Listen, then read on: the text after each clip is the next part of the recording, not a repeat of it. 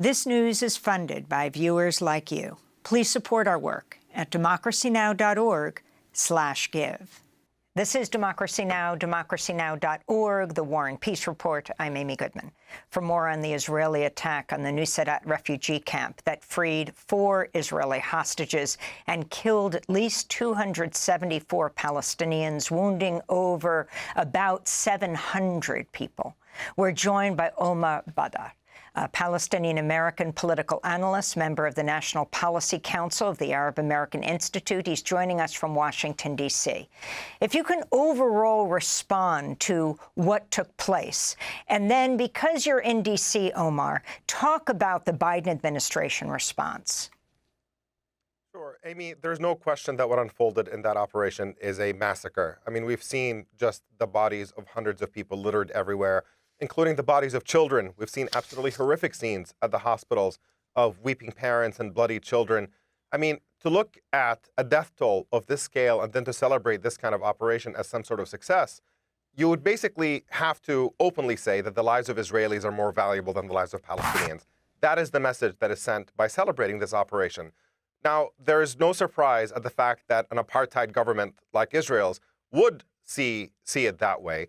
They've made very clear that they have absolutely no regard for Palestinian life, that they don't see Palestinians as equal human beings deserving of the same dignity and rights that Israelis enjoy.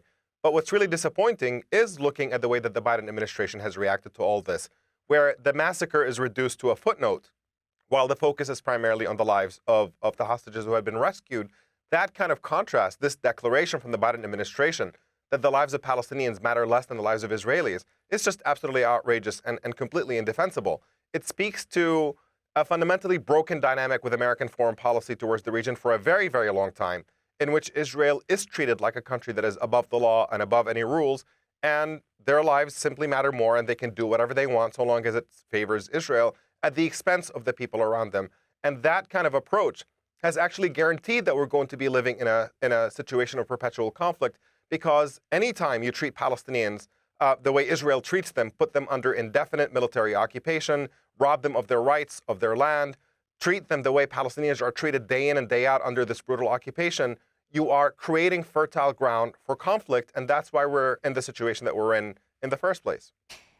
Omar, Jake Sullivan, the national security advisor, said on the Sunday talk shows, quote, "Innocent people were tragically killed in this operation. The exact number we don't know, but innocent people were killed, and that's heartbreaking. That's tragic." Yeah.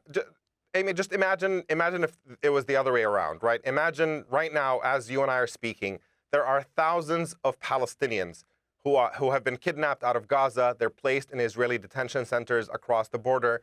And the treatment that they are witnessing day in and day out has been absolutely horrifying. There's a report in the New York Times from just a few days ago outlining the daily sexual abuse that these prisoners are actually undergoing, the torture. And we know for a fact that dozens of Palestinians have been killed in Israeli captivity over the past several months, since October 7th to this day. And if you were to imagine a scenario right now in which Hamas conducts an operation, kills several hundred Israelis, and then rescues 4 Palestinians from Israeli detention, would anybody even know the names of those 4 Palestinians who have been rescued? Or would the entire world and our discourse be condemning the massacre that had taken place? Would that be what's dominating the headlines? We know the answer to that, and we know that we would not be reducing the massacre to nothing had it been the other way around. So yes, maybe Jake Sullivan can talk about how tragic it is that people are dying, but when push comes to shove, the United States is providing the military funding that is allowing for these casualties to occur on a regular basis. At this point, every major human rights organization in the world is describing Israeli conduct in Gaza as war crimes. They are describing the deliberate starving of children. Several of them have died of starvation as well. We are witnessing that the International Court of Justice has found that Israel is plausibly committing genocide against Palestinians in Gaza. And in light of all this, for the Biden administration to continue providing unlimited and unconditional military funding for Israel to carry on this genocidal slaughter in Gaza while expressing regret at the fact that some civilians are dying in the process, I mean, just who are they fooling? They are responsible for it in a direct way. If they do find it tragic, there is a very, very easy solution to it, and that is to put an end to U.S. military funding for Israel until Israel starts abiding by international law and stops this indiscriminate onslaught on the civilian population in Gaza. I want to go to President Biden during a joint press conference with the French President Macron on Saturday. But before I begin my remarks, I want to echo President Macron's comments welcoming the safe rescue of 4 hostages that were returned to their families in Israel. We won't stop working until all the hostages come home and a ceasefire is reached. That is essential to happen. So what about this ceasefire? What about this deal? What about Israel and Hamas? The U.S. focuses on Hamas, whether they will accept the deal. President Biden introduced it as an Israeli deal, and yet Netanyahu has not approved this deal. Amy, I think it's really important for your audience to actually understand a bit of the merits of that ceasefire proposal.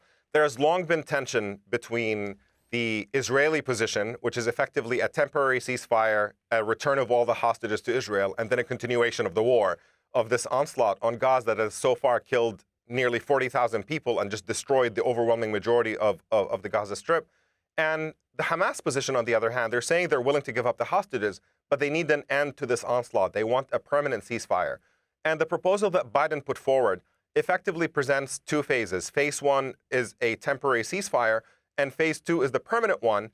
And in between, he's left it vague about what needs to be negotiated in order to get to the permanent ceasefire bit. And Netanyahu, I mean, both sides are suspicious for different reasons, right? Hamas is suspicious of that kind of deal because they're afraid they're going to be forced to give up nearly all the hostages at phase 1, and then the war is simply going to continue. And from Netanyahu's perspective, he's worried that when the war is halted in that temporary ceasefire, that the U.S. is going to apply significant pressure on Netanyahu to turn it into a permanent ceasefire. Now, Netanyahu immediately came out and effectively rejected any idea that the Biden plan is going to end the war, because he said all Israel has offered is a plan that allows us to continue this war until Hamas is completely destroyed. So he's effectively openly rejected that deal. And the Biden administration, as it always does, then turns around and applies all the pressure that they want to on the Palestinian side. Now they're trying to pressure Qatar into potentially throwing out Hamas, the Hamas leadership out of Qatar if they don't accept that deal. So time and again, we see this pattern where when push comes to shove, the Biden administration is unwilling to apply any meaningful pressure on Israel. They threatened it here and there. They talk about potentially withholding some weapons. And the second there's any bit of criticism of the Biden administration from right-wing politicians and, frankly, some establishment mainstream ones about how Biden is not backing Israel sufficiently, Biden immediately panics and just throws another unlimited supply of weapons in Israel and says that Israel can do whatever it wants. That dynamic is not going to lead to anything positive. We can't get an end to this onslaught if Biden is afraid to apply meaningful pressure on Netanyahu or on Israel. That has long been the core of the issue. By the way, not just in reference to this particular ceasefire effort, but it really is about the broader dynamic of Israel and the United States, where the impunity that Israel enjoys to continue this occupation, to entrench the occupation in the West Bank and in Gaza, and the fact that Biden has always offered unconditional diplomatic support and unconditional military support, that allows extremism to fester within the Israeli government. And that's what pushes their policies in a more and more extreme direction, where there is no possibility right now for a genuine, long-lasting, just peace, because the Israeli government rejects that completely out of hand. And the only thing that can change that is a shift in American approach, and to start saying that America will not be complicit in these kinds of atrocities, will not be complicit in entrenching apartheid and occupation, because that is not a recipe for a stable region or for any kind of long-lasting peace or justice. Omar Baddar, we want to thank you so much for being with us, Palestinian American political analyst, member of the National Policy Council of the Arab American Institute. Democracy Now! Is funded by viewers like you. Please give today at democracynow.org/give.